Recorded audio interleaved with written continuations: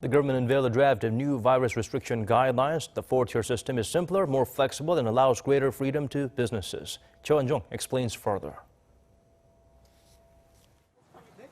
The South Korean government unveiled a draft version of a new social distancing guidelines on Friday, focusing on sustainable distancing in ways that everyone can adhere to.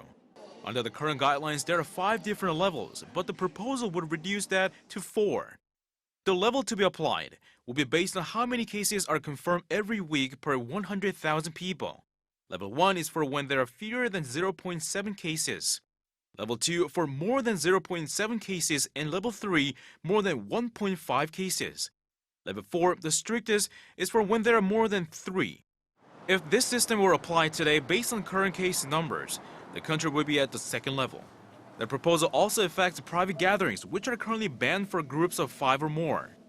At Level 1, there's emphasis on hygiene and keeping a physical distance of 1 meter, and gatherings are allowed in principle. At the next level, gatherings can have more than 8 people. Level 3 is similar to the current rules, fewer than 5 people. And at the highest level, fewer than 5, but also no more than 2 after 6 p.m.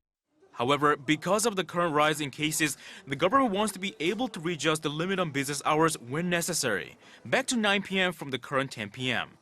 So they're separating business into 3 different groups based on risk.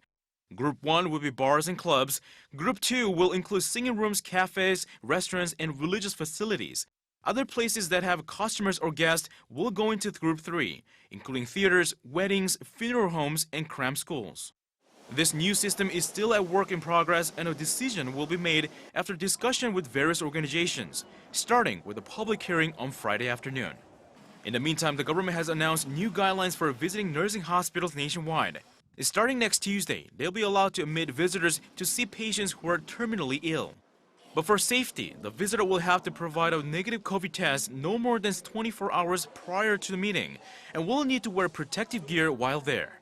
Choi Won, Arirang News.